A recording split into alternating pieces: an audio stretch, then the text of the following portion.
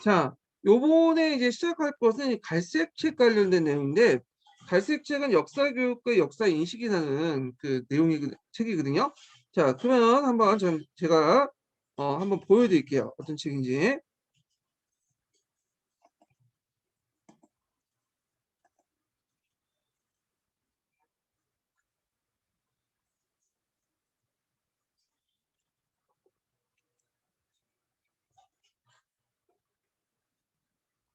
자, 역사교육과 역사인식 그 책인데 보이시죠? 예. 그래서 이게 갈색 책에 붙인 게 이제 격포지가 갈색이 갈색에 붙였거든요. 그래서 이제 요건 김한종, 뭐 이용호, 양호한, 최상원 등등 몇몇 고수분들이 모인 이제 논문책을 묶어 놓은 거야. 개론서보다는 논문 모음집 주제별로 논문책을 묶었다고 보시면 돼요.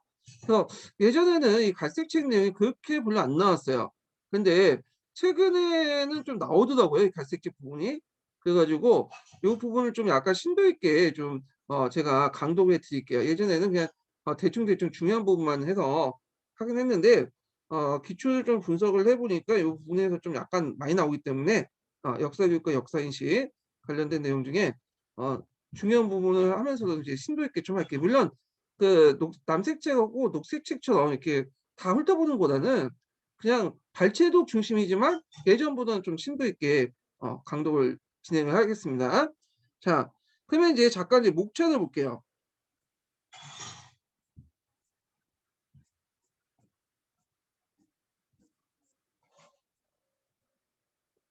자, 여기 보면 이제 역사학습의 인식론적인 모색 해가지고 관련된 내용이 있는데 여기에서 이제 예전에 제가 강독한 부분이 있어요.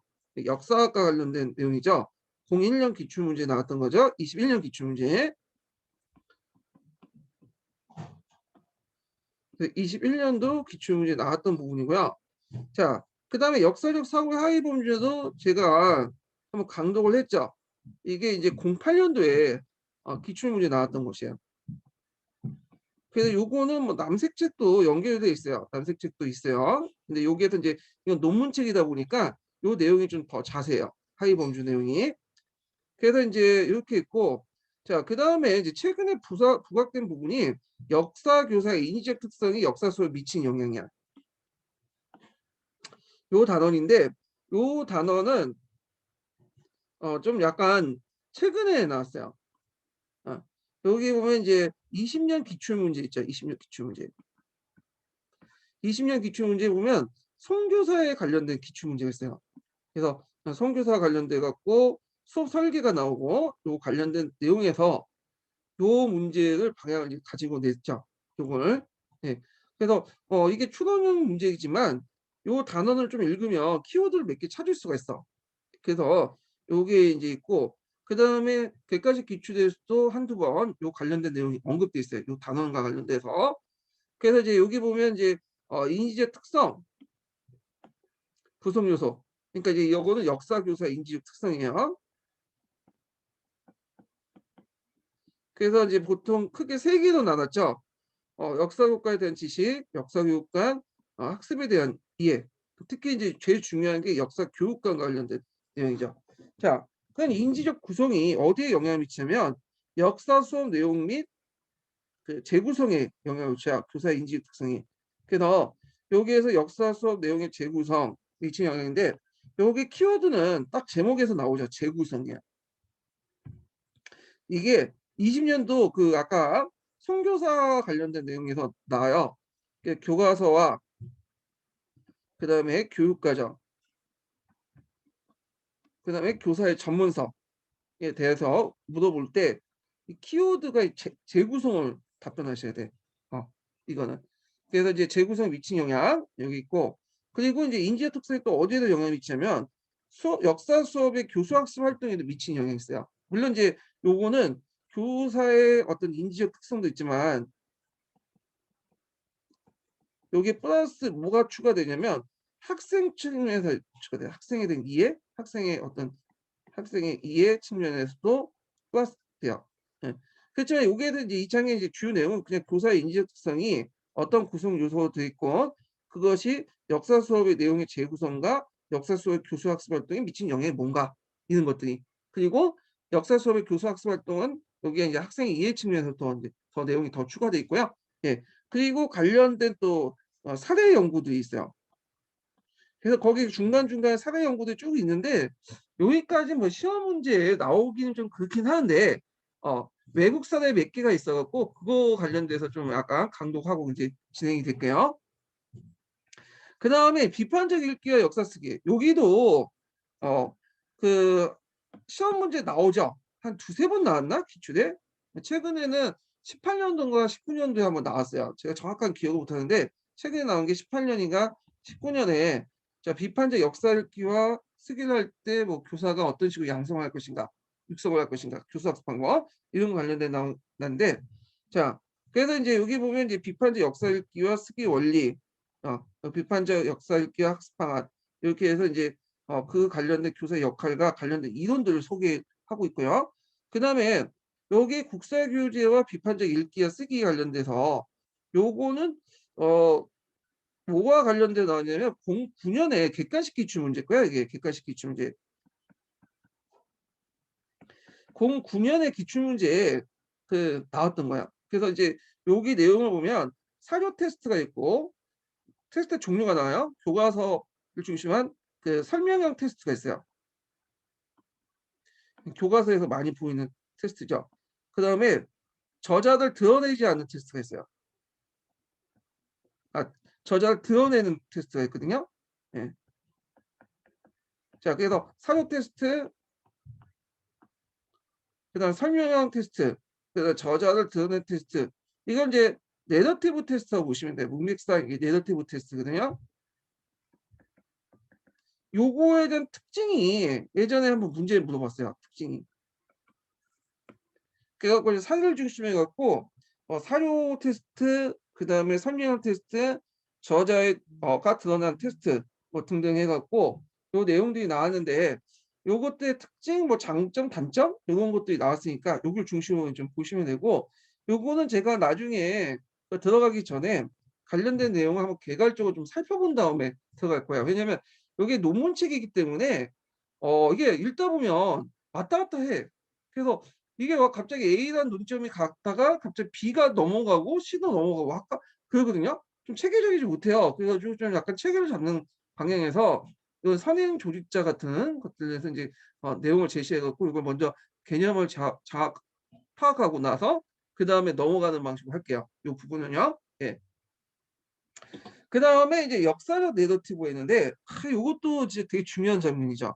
역사 수업도 그렇습 내러티브 이렇게 있는데 5장도 있고 6장 이런 내용이 다 내러티브와 관련된 내용이에요. 이 내용이.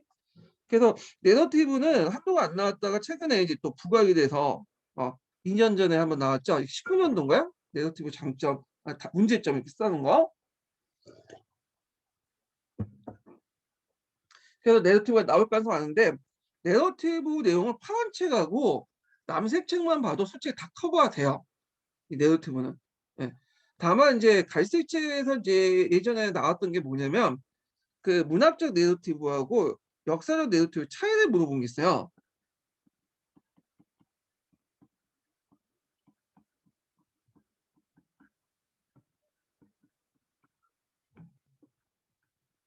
요거는 그 남색 책하고 파란 책만 읽어서는 안 돼요. 이거는 갈색 책을 읽었는데 이게 언제 나왔냐면 이게 13년 기출문이 나왔나? 그러니까 8년 전에 나왔던 문제야. 예. 근데 그때는 객관식 문제였기 때문에 좀 이렇게 문제를 낼 수 있어. 체제가. 근데 지금 주관식으로 내려면 좀 약간 좀 그래. 읽어보시면 알겠지만. 예. 그래서 문학적 내러티브하고 역사적 내러티브의 차이점을 이제 예전에 한번 여기에서 물어봤어요. 5장하고 6장에 거쳐가지고 그 내용들이 있거든요. 예. 그래서 요것도 제가 이제 들어가기 전에 표를 가지고 좀 설명하고 나서 관련된 내용들 좀 읽어보면서 이제 진행할 거예요. 자, 그래서 이제 이렇게 했고 그 내용 이제 구성돼 보면 역사적 내러티브 개념, 그 이야기 내러티브, 역사적 내러티브 해갖고 있고 내러티브 역사 수업 형식 그 내용도 있고요. 그 다음에 이제 수업 소재도 내러티브 기능이었고 네 가지가 있죠. 그래서 이제 여기 보면 수업 소재로서 내러티브, 전달 수단으로서 내러티브, 수업 내용으로서 내러티브, 역사 인식 도구 내러티브 네 가지가 있는데 요거가 나올 것 같긴 한데 지금까지 한 문제 기출문제 안 나왔어요. 근데 딱 보시면 알겠지만 이게 이제 기출문제 나오기가 좀 그런 부분이 있어. 왜냐면 이제 딱딱 떨어지는 부분이 없어요. 이렇게. 자, 그다음에 이제 그 내러티브 역사 수의 구성 원리에서 내러티브 기본 그 원리가 있고, 그다음에 뭐 이야기 활용 수업 모델 등등 있어요. 이양 대비적 모습도 이제 여기서 나오고요. 그다음에 이제 내러티브 양식의 이제 서술 체계 개발해서 쭉 내용인데, 내러티브 부활, 내러티브 이론, 뭐 내러티브, 뭐 스토리 테스트, 뭐 등등등 내러티브 활용과 역사 서술인데, 요것도 이제 아까 지금 언급했던 그 설명 테스트, 뭐 사료 테스트, 이야기가 드러내지 않은, 그러니까 저자의 의도가 드러내지 않은 드러난 테스트, 뭐 등등 해갖고 세 가지 또 테스트와 연결시켜서 얘기한 부분이 있어요, 여기요. 자, 그 다음에 07년 보면 포스트 모더니즘의 역사 이론과 논의와 역사 교육. 그래서 요거는 이제 7장하고 8장하고 9장은 종전의 어떤 서구 중심의 역사관을 비판하고 포스트 모더니즘 역사 이론을 도입을 하거나, 아니면 이걸 깨는 간접적 접근 방법 역사 이런 거를 깨는 관련된 장이에요. 요것도 은근히 좀 약간 간혹가다 시험이 나와요. 특히 이제 오리엔테리즘과 오리엔테의 비판, 예전에 한번 객관식 기출문제 한 2번 나왔죠. 그리고 최근에 이제 간접적 접근 방법 있죠. 요것도 여기에서 나온 거예요. 여기서. 자, 그러면 이제 7장을 보면 포스트 모듬의 역사 이론과 민족의 논의와 역사 교육에서 여기 보면 이제 포스트 모듬의 역사 이론의 국사 교과서 이해와 교수학습 방법 논의가 있거든요. 그래서 포스트 모더니즘의 입장에 볼 때 국사 교과서 비판 내용이 나와요. 요게 예전에 한번 기출에 언급됐던 거고요. 그 다음에 이제 여기 다원적 세계사와 아시아, 동아시아사, 그래서 머리말, 국가사, 지역사, 세계사 이렇게 있고, 그 다음에 정근대 문명의 비교사, 그리고 등등인데, 요 내용들이 이제 오리엔탈리즘과 관련된 내용들이 좀 있어요. 그 다음에 뒤에 이제 세계화 시대의 세계사 교육해서 보편사 세계사 해갖고 이제 종교의 세계사를 이제 비판하면서 새로운 이제 내용 조직 방법이 나오는데, 요게 이제 상호 위존성, 간지역적 접근 방법이죠. 그래서 요 내용이 상당히 중요하죠. 간지역적 접근 방법, 상호 의존성을 강조하는 역사. 그래서 종전의 서구 중심적인 어떤 방법을 깨고 간지역적 접근 방법 관련된 내용이 예전에 기출에 언급 나왔죠. 독립된 문제로. 예. 자, 그래서 이렇게 이제 한번 그 전반적으로 내용을 봤고요. 예, 여기 이제 목차를 중심으로. 그래서 이제 있는데 일단은 제가 강독할 때 앞부분이 많이 겹쳐 있고 쓸데없는 부분들이 많기 때문에 일단 역사학습의 인식문적 모색과 역사적 사고력의 하위 범주 부분 있죠. 예. 요 부분들은 그냥 넘어갈게요. 요 부분은 다만 이제 요번에 시험 문제 나온 것이 뭐와 관련된 나온 거냐면 역사적 사고의 하위 범주 안에 그 내용이 있어요. 와인버그의 발견법이 있어. 그 발견법은 05년 기출문제나 21년 기출문제에 나왔던 거거든요. 2번 나왔죠. 요번 년에 나왔고. 그래서 요거는 이제 좀 강독하고 넘어가고, 본격적인 강독은 제가 이제 그 3장부터 역사 교사의 인식 특성과 역사 수업에 미친 영향 부분을 좀 강독을 할게요. 요 부분을. 자, 그러면 요거 이제 강독하기 전에 두 번째 인증번호를 알려드릴게요. 두 번째 인증번호는 50번이에요. 50번. 두 번째 인증번호는 50번.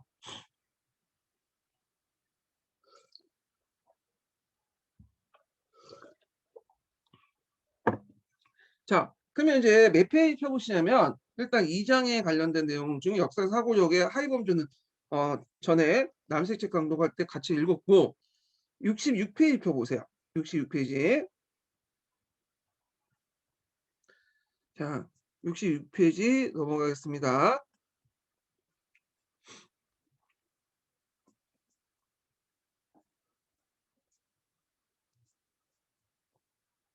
자, 66페이지는 뭐 역사 사고와 관련된 내용인데, 그거는 이제 좀 건너뛰고, 여기에서는 이제 주로 역사 사고 특성을 파악해서 뭐 연구 방법에 관련된 내용이 그 건데, 요거가 중요한 게 아니라 연구 방법 자체가 중요해. 역사 사고는 예전 하이범주에서 이제 중요한 부분을 읽었기 때문에, 그럼 이 부분도 한번 읽어볼게요. 자, 60 몇 페이지다 그랬죠? 네, 66페이지 두 번째 단락에 보면 두 번째 주의를 볼게요. 두 번째. 자, 이게 발견법이 왜 나오게 됐나는 배경이 좀 나와요. 자, 역사는 관련성이 없는 사건의 연대기에서 과거사의 이야기 외에 여러 종류의 과거 증거를 해석하고 하는 학문으로 발달됐다. 그래서 역사가는 과거의 흔적의 증거를 해석함으로써 과거를 조사한다. 또한 역사관 추리 과정을 통해서 증거를 해석하지만 증거는 있다면 불완전하고 하나의 해석일 가능성이 있다. 그래서 이제 이때 필요한 것이 뭐냐면 역사적 상상이라는 것이죠. 우리가 이제 역사 상상력이 필요했던 이유, 구조적 상상이 필요했던 것이 뭐 때문에 그래요? 우리가 이제 증거라고 하는 거, 이 증거는 사료죠. 사료가 뭐하기 때문에 불완전하기 때문에 완벽하지 못하고 그렇기 때문에 이런 걸 메꾸기 위해서 우리가 이제 역사적 상상을 하게 되고 그러다 보니까 이제 사료들 이제 접할 때도 우리가 그걸 그대로 믿지 않죠. 항상 뭘 해야 돼요? 사료 분석과 비판을 해야 돼요.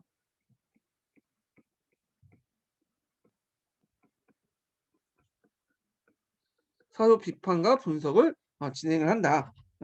이 내용이죠. 자, 그 다음에 여기 보면 다운 단락을 볼게요. 다운 단락. 자, 요게 이제 요것도 이제 뭐가 나오면 와인버그의 발견법이 나와요. 와인버그의 발견법과 관련된 내용들이 나오는데 한번 읽어볼게요. 자, 역사가가 증거를 해석하는 과정에서 다양한 사고 기능이 발휘된다. 이때 와인버그가 제시한 게 이제 발견법인데 사료 독해와 역사 해석 과정에서 역사가 활용하는 인지적 조작을 발견법이라고 지칭한다. 자, 일단은 요번에 이제 나왔던 게 발견법이니까 발견법이라는 명칭을 정확히 기억을 해주시고, 자, 발견법에 대한 그 정의가 나와요. 요 밑에는 발견법이 뭔가? 발견법이라는 것은 사료에서 사실을 발견하기 위해서 역사가 활용하는 방법을 뜻한다.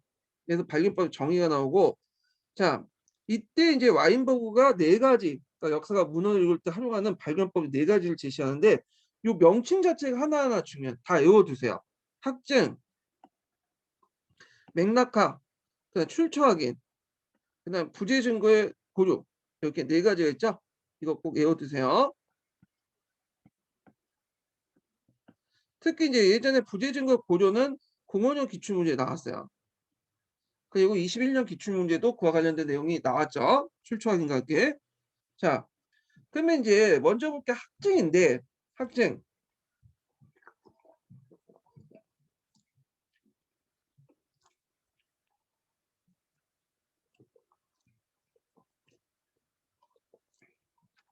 목이 말라서 야구르트 먹었더니.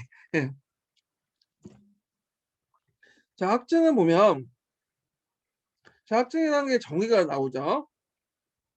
자, 학증은 역사가가 주장하고자 하는 내용을 뒷받침하는 자료를 찾아내는 것이다. 그래서 이는 역사가의 가장 기초적인 작업으로 자신이 입증하고자 하는 역사적 세부사항을 여러 자료 속에 발견한 것을 뜻한다. 이 학증과 관련된 건데, 자, 예를 들어서 그 임나일본부의 허구성을 이제 파악을 하고요. 역사가 주장을 한 것이 임나일본부의 허구성이야.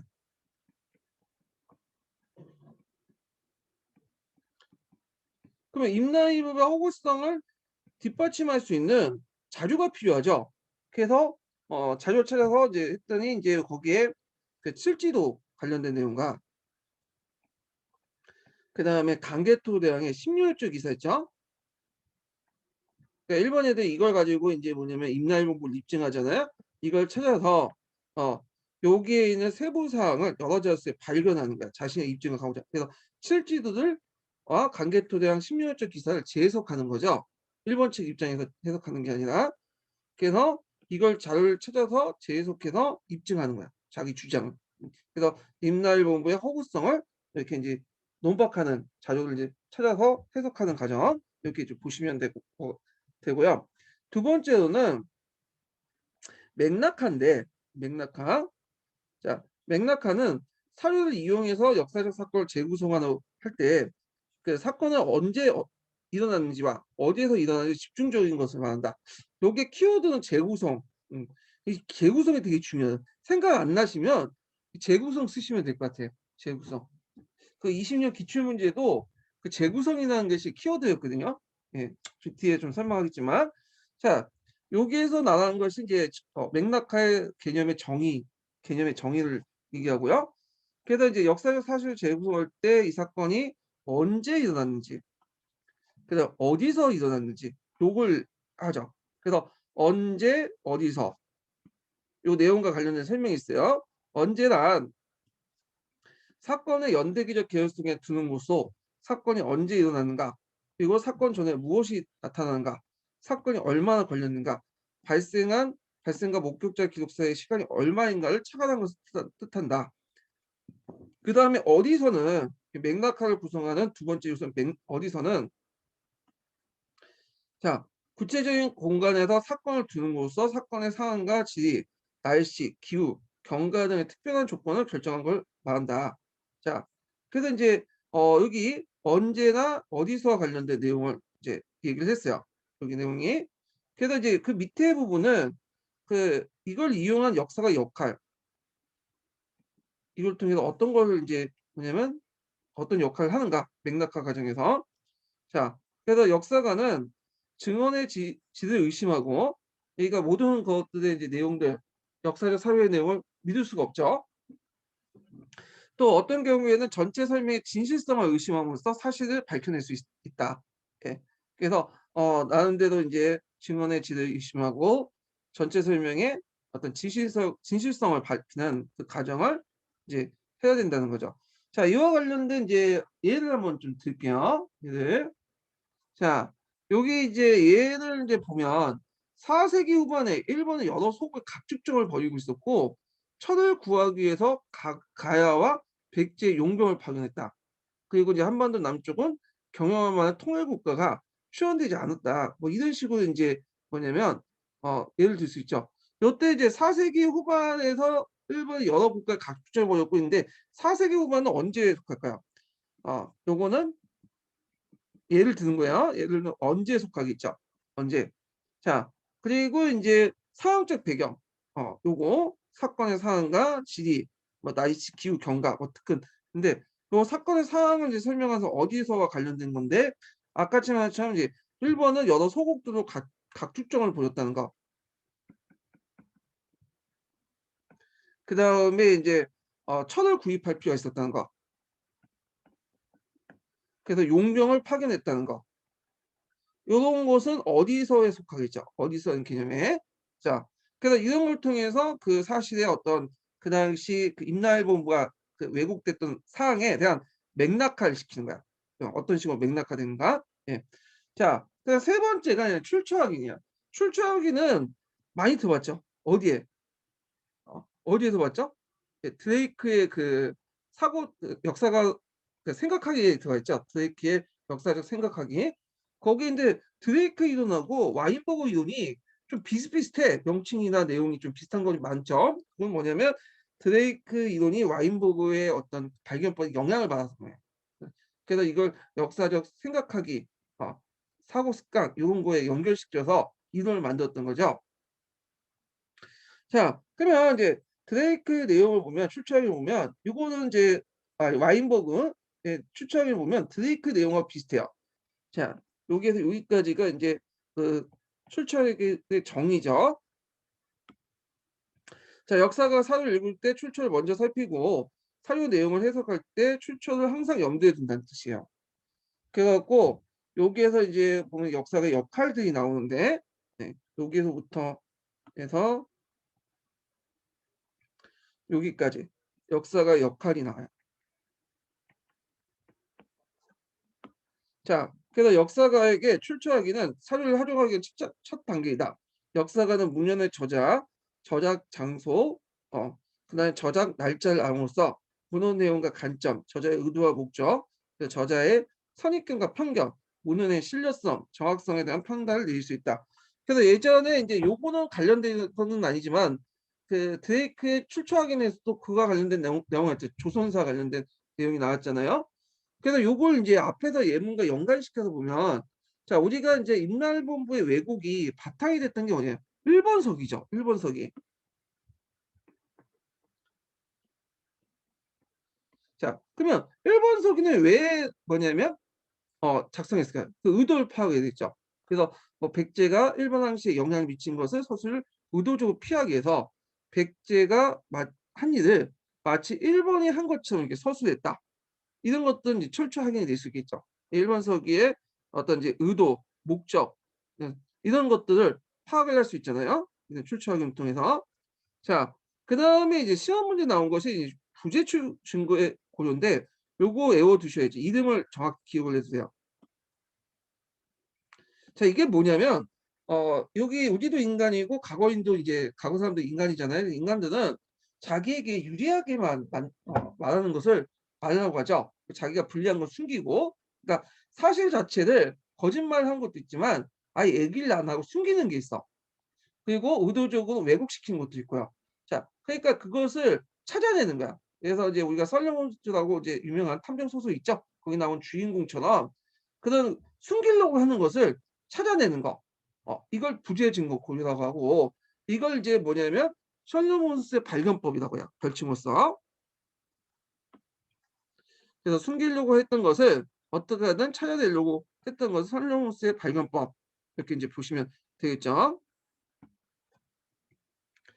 자, 그래서 이제 여기 보면 이제 그 부재 증거 고려에 대한 정의가 나와요. 네.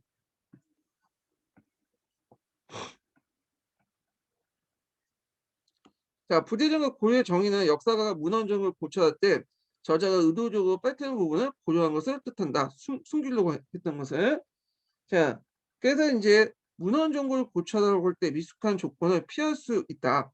그래서 이걸 이용하면, 그래서 역사가는 문헌을 고쳐달라면서 그것을 말할 수 있을 텐데 말하지 않은 것, 또한 그것이 기술될 수 있을 텐데 그렇게 하지 않는 것에 대한 묻을 경우 지방 검찰관처럼 되는데, 이때 역사관 증언을 수동적으로 수행하는 것이 아니라 적극적으로 도출한다.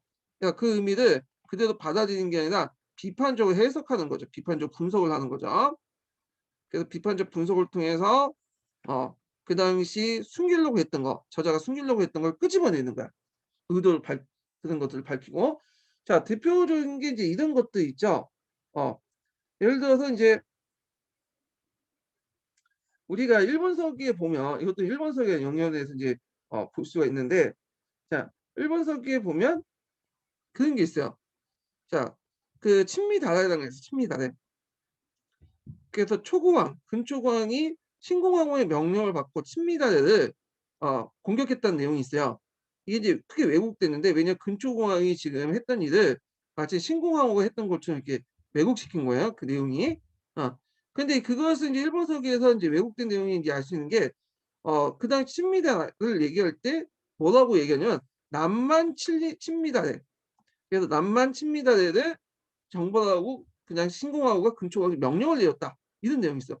요 남만이라는 말이 좀 이상하지 않아요? 왜 이상할 거야?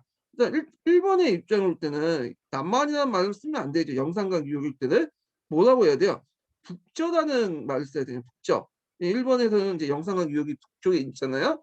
그러니까 이 말은 뭐냐면 일본성에 쓸 때 그 당시 그 백제 여사서들을 뺏겼었는데, 그것을 이제 마치 이제 예전에 백제 왕들이 했던 것을 일본의 왕들이 청왕이 한 것처럼 이렇게 옮겨가는 과정에서, 왜곡되는 과정에서 이런 세밀한 부분을 놓쳤다는 거죠. 그래서 일본이 일전 북적인데 남만 친미다 내용을 백제 사서에 그대로 뺏겨갖고 쓴 거야. 다만 주체만, 공격의 명령 주체만 바꾼 채. 그러니까 여기 남만이라는 건 누구의 입장인 거예요? 이거는 일본의 그 신공화국 입장에서 본 게 아니라 근초광의 입장인 온 거죠. 근초광은 그 당시 수도가 한성이었죠. 백제. 백제 남쪽은 뭐야? 영산과 유역 쪽이잖아. 그러니까 백제 그런 사이간에 입각하면, 하이간에 입각하면 요 영산강 유역에 있는 친미대 다대 세력은 남쪽에 오랑캐 남만이 되는 거죠. 표현이. 예. 그래서 이런 거를 쫓아내는 거야. 그러니까 이런 거를 추적해 갖고 밝혀내는 거죠. 그러니까 이런 걸 하려면 단순히 역사적 사실을 그대로 받아들이는 게 아니라 자기가 직접 가서 적극적으로 내용을 비판 분석을 해 갖고 해석을 해야 돼. 재해석을 해야 돼. 자, 그래서 이것이 부재 증거 고려 또는 설령호스의 발견법이다. 이 내용을 좀 기억을 해 주시면 되고. 자, 그래서 이제 이때 발견법이 필요한 것은 역사의 탐구력이죠. 이건 뭐 사료 분석과 비판과 같이 이루어지니까 역사의 탐구력과 연결돼 있죠. 자, 이러한 발견법은 여기부터 볼게요. 자, 이러한 발견법은 역사의 독특한 탐구 방법으로서 역사적 탐구력이라고 말할 수 있다. 이 키워드는 역사 탐구력을 쓰죠.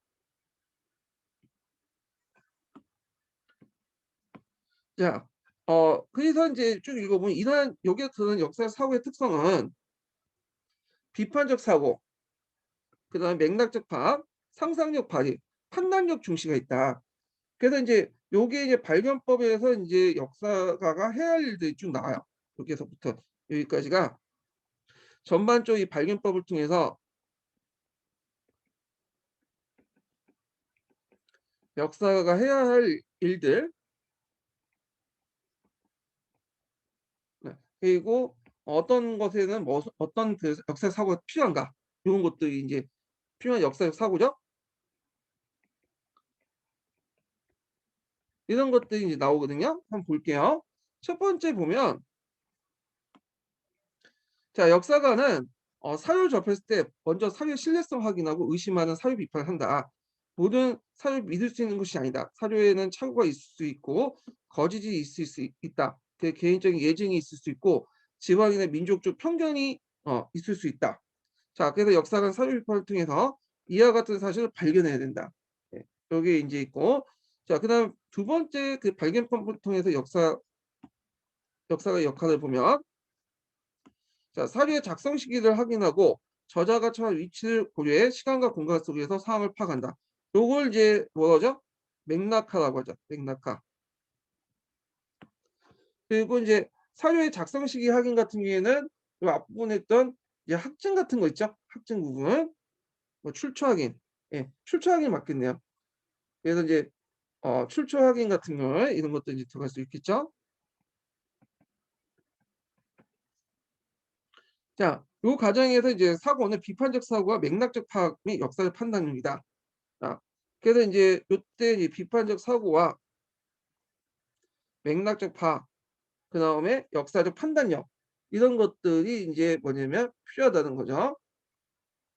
그 출처학인과 맥락화에 필요한 비판적 사고력은 그 비판적 사고와 맥락적 파악, 역사적 판단력 이렇게 있죠. 그다음에 여기 보면 이제 출처확인하고 무죄 증거를 고려를 통해서 이루어진 역사적 사고 특성은 역사적 상상력과 역사적 판단이죠. 그래서 이제 출처확인, 그다음 부재 증거 고려, 이런 것들은 또 역사적 상상력과 그다음에 그 역사적 판단력이 필요하다는 거죠. 두 가지 또 뭐냐면 사고력이 필요하죠. 그래서 사고력이 서로 연결되는 부분들, 요런 것도 좀 기억을 해 두세요. 이런 거 출처 확인과 부재 증거 고려는 역사 상상력과 역사의 판단력이 발휘되는 부분이다. 그래서 이제 발견법을 통해 역사가 해야 할 일과 필요한 어떤 그 각 단계의 사고력, 이런 것들을 좀 얘기를 했어요. 이 부분은요. 자, 이거 이게 기출문제 나왔고, 올해의 기출문제는 제 생각에 뭐 안 나올 것 같긴 한데 한 2-3년 뒤엔 나오겠죠. 예. 자, 그래서 이렇게 한번 발견법과 관련된 내용을 이제 봤고요. 그다음에 이제 넘어갈 게 이제 뭐냐면, 음 그 그다음 넘어갈 게 이제 좀 넘어갈 게 다음 장 그 3장 넘어갈게요. 3 장. 네. 역사 교사의 인지적 특성과 역사 수업에 미친 영향. 요거 좀 볼게요. 이게 몇 페이지냐면, 이게 몇 페이지야? 네. 93 페이지 정도 되네요. 93 페이지. 저도 좀 넘어갈게요.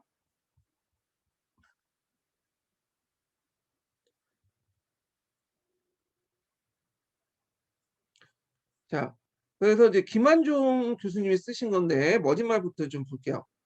자, 논문 요걸 읽어볼 때 머리말하고 꼬리말을 한번 읽어보세요. 뒷말, 그 정리할 말. 그래서 머리말 부분하고 그 뒤에 결론 관련된 내용이 좀 핵심 내용들이 많이 포함되어 있거든요. 그래서 이 머리말은 요 장을 왜 내가 서술했고 어떤 방향에서 이제 논지를 진행할 것인가, 요 관련된 내용들이 적혀 있어요. 그래서 한번 읽어볼게요. 자, 역사 교육의 연구의 주된 관심사 가운데 하나는 역사 이해 문제이다. 그래서 이제 학생들은 다양한 경로를 통해서 역사 사실을 접하게 된다. 이 가운데 학생들이 역사 이해에 가장 커다란 영향을 미치는 것은 학교의 역사 수업이다. 요 내용 있죠. 그래서 역사 수업이 학생들의 역사 이해 발달에 중요한 영향을 미친다는 사실은 여러 연구를 통해서 밝혀진 바 있다. 이렇게 있고, 자, 수업의 효과는 다양한 요인으로 복합적으로 작용하며 결정된다. 학교나 교실의 환경, 그다음 학생의 수준 등과 같이 수업 현장에 생기는 구체적 문제에서부터 교육 과정의 교육 정책, 국민들의 교육에 대한 관심이나 교육관 등 사회 전반의 여건에 광범위한 요인들 수업에 영향을 미친다. 자, 그렇지만 이런 요인들 외에 제일 중요한 거는 수업 교사죠. 수업에 가장 큰 영향을 미치는 건 교사죠, 당연히. 그래서 수업에 가장 큰 영향에 미치는 교사이다. 미치는 것은 바로 교사이다. 그래서 수업을 무엇을 학습하고 그것을 어떻게 가르쳐야 할 것인지에 대한 교사의 이해부터 시작한 거예요. 예. 그래서 동일한 교육과정과 교과서를 가지고 수업을 하더라도 수업 내용과 활동을 교사에 따라 달라진다. 자, 요게 이제 예전에 2020년 기출문제에 관련된 문제가 있어요. 선교사 관련된. 그러니까 수업 계획을 이제 만들고 교사가 그걸 할 때 동일한 교육과정 교과서를 그대로 가르치는 게 아니라 대개는 뭘 하는 재구성을 해요. 요걸 재구성해서 자기에 맞게 이제 교수 학습을 진행하죠. 그래서 예전에 관련된 기출문제 재구성, 교육과정과 교과서를 재구성한다. 이 법이 인지의 특성 관련된 내용에서 나온 거예요. 예. 자, 그럼 보면 교사는 자기 나름대로 교과 내용을 이해하고 이를 해석하고 수업 내용을 변형시킨다. 이걸 이제 키워드가 뭐라고 했죠? 재구성이라고 했죠. 재구성. 예. 자, 제가 재구성을 왜 이렇게 강조하는 거냐면, 그때 이제 출제 교수님이 그 재구성을 키워드 잡아서 이제 출제했다고 그래요. 이건 이제 뭐, 들어서 얘기했던 건 아니라, 그 채점 들어가시는 그 선생님을 통해서 역결혼만 채점하신 분이거든요. 그걸 통해서 이제 알게 됐거든요. 자, 그러면 이제 한번 쭉 읽어볼게요. 자, 여기에는 교사의 역사 지식이나 역사관, 교육관이 게재된다. 수업에 대한 교사의 준비 자세, 교재, 수업 기법에 따라서 수업 효과가 크게 달라진다. 그래서 여기에서 이제 중요한 게 교사의 인지적 역사적 사고 능력과 학생의 역사 이해에서 밀접한 관계가 있다. 자, 그래서 이제 이렇게 있고 이 글에서는 교사의 특성과 역사 수업 관계에 대해서 살펴보고자 한다. 자, 이 글에서 특히 흔히 주목하고자 한 것, 여기에선 제일 강조되는 것이 뭐냐면 교사의 인지적 특성이에요. 네, 역사 교사 인지적 특성. 물론 다른 것도 나오긴 하는데 요 키워드 주요 내용이 역사 교사의 인지적 특성이에요. 그래서 인지적 특성의 구성과 인지적 특성이 재구성이나 그런 것들이 어떻게 영향을 미치는가 거기에 이제 초점을 맞추거든요. 자, 그다음에 인지적 영역 관련된 내용이 있어요. 인지적 영역은 지식과 지적 관련된 기능 영역이죠. 그래서 교육에서 흔히 인지적 영역에서 구분되는 것은 그 지식과 지적 기능이다. 자, 그래서 지식은 주로 역사적 사실에 대한 기억과 이해를 가리키고요. 자, 논의하는 사람 따라 초반의 차이가 있지만, 어, 이렇게 이제 있지만 대개에 보면 지적 기능으로서는 그 지적 기능을 관련된 거 지식 외에 지적 기능, 지식이고, 지적 기능과 관련된 내용 있죠. 인지 영역을 구성하는 그 지적 기능이 연대기적 파악력, 자료 분석 및 해석, 탐구 기능, 고관, 감정이익과 이해력, 역사 상상력, 역사 판단력 이런 것들이 지적되고 있다. 그러니까 앞에서 언급했던 내용들이 다 좋은 거죠. 교과관은 그래서 이런 지적 기능은 교과관과 분리돼서 생각할 수 없는데 교과관은 교과 내용이나 방법에 대한 지식과 교과를 연구하는 학습하는데 요구된 기능을 바탕으로 형성되며 반대 교과를 보는 관점이 교사의 내용 지식과 교수 방법의 수능에도 영향을 미친다. 그래서 요 논문 내용 뒤에 보면 이제 뭐 그 역사 교사하고 그 역사를 전공한 교사와 그다음에 역사를 전공하지 않는 교사들의 역사를 가르칠 때 차이점 이런 것들이 좀 나오고 있어요. 자, 그래서 이제 이 글에서는 역사 교사의 인지적 특성을 이제 구성하는 여러 요소들을 먼저 파악을 하고요. 그래서 여러 요소들이 역사 속에 어떻게 반영되는 걸 고찰을 하고 그걸 바탕으로 해서 인지적 특성을 구성한 성격에 대해서 살펴본 다음에 앞에서 말한 것처럼 역사 내용 구성을 이제 한 거야. 요게 먼저 살펴보고 나서 역사 내용의 재구성. 네. 그래서 교과서 내용을 어떻게 해서 재구성할 것인가 그 내용이 있고 그다음에 이제 교수 학습 활동을 구체적으로 설명한다. 그리고 세 번째 인지적 특성이 교수 학습 활동에 어떻게 영향을 미치는가. 교수 학습 활동 관련된 내용은 이제 뭐냐면 또 학생들 특성도 같이 고려를 해야 되겠죠. 자, 교수 학습 활동을 구체적으로 설계하는데 어떤 방식으로 영향을 미치는지 검토한다. 이렇게 있어요. 그래서 이제 앞으로 이제 이렇게 진행할 것이다. 이 내용들이 이제 적혀 있는 것이 요 부분이에요. 요 부분. 그래서 좀 기억을 해 주시면 되고. 자, 그러면 앞에서 이제 논문에서 서문에서 뭐라고 얘기했어요? 먼저 살펴볼 것이 인지의 특성의 구성 요소라고 했죠. 잠깐 제가 이제 요 인지의 특성의 구성 요소를 넘어가기 전에 제가 이제 요거 진행 내용들, 2장의 진행 내용들을 제가 도표로 잠깐 만들어 봤어요. 이게 어디 있냐면 제 보충 자료 여기서 2장 역사교사 인지의 특성 2장이죠. 자, 역사교사 인지의 특성을 보면 이제 역사교의 인지의 특성 요거 네 이렇게 이제 쭉 있는데 요거 좀 외워 두세요. 예. 역사 교과에 대한 지식, 교과 내용의 지식, 인식론적 지식, 뭐 역사 교과, 학생에 대한 이해 이렇게 했는데 요 인지의 특성은 이제 요 안에 구성된 이거 크게 이제 뭐냐면 이건 짤막짤막하게 구성된 거고 세 가지도 구성됐어요. 요거는 이제 크게 이제 묶어 가지고 얘기한 거고 여기 이제 세부적으로 얘기한 거고 그게 역사 교과에 대한 지식 첫 번째로.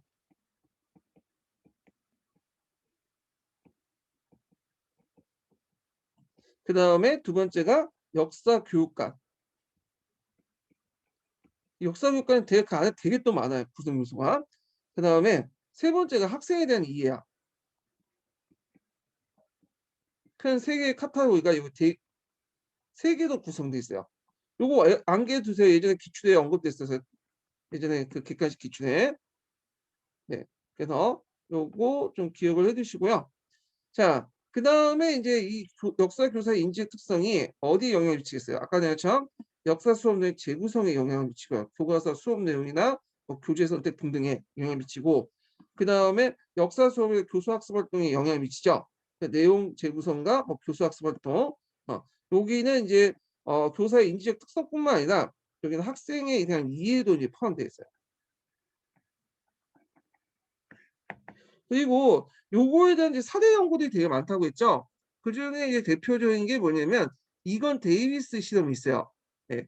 그래서 요거는 이제 역사 수업의 교수 학습 활동 미친 영향하고 관련된 실험 연구인데 요거에 연결된 건데 그래서 요 관련돼 갖고 이제 학문이나 교과의 성격 차이에 따라서 어떻게 보느냐에 따라서 각자의 교과목을 가르쳤던 학생 교사들 유형들이 나와요.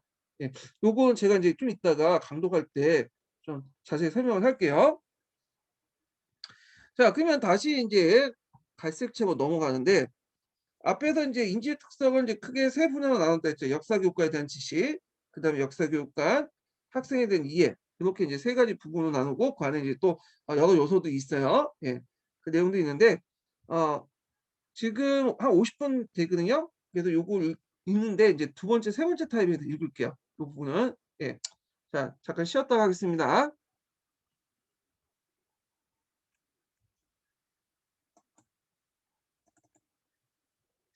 자, 여기 제가 이제 출석 검사 첫 번째 출석 검사 할 거거든요.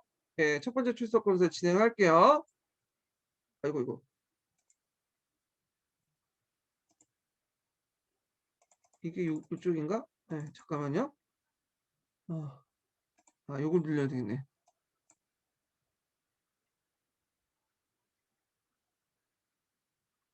어, 첫 번째 이게 뭐지 어떻게 눌러야 돼? 잠깐만요. 보컴이 어딨지?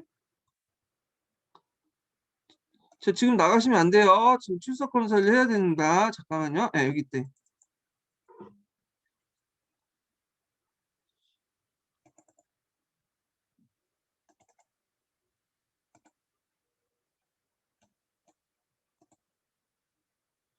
거기 뭐 여기 보니까 새우 그렇게 저기 카페에 들어오신 분들이 있는데 저한테 그 강의 끝난 다음에 이걸 관련된 내용들 잠깐만요. 이게 제가 좀 잠깐 잘못한 것 같은데